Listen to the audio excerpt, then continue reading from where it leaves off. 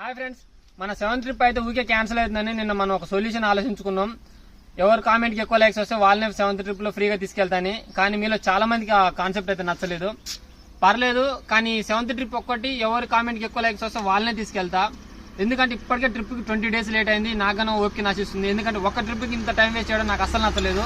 ఈ గ్యాప్లో ఇంకో ట్రిప్ పడు. సో ఈ ఒక్క ట్రిప్కి ఏం చేస్తా అంటే ఎవరు కామెంట్కి అయితే ఎక్కువ లైక్స్ వస్తాయో వారిని తీసుకెళ్తా.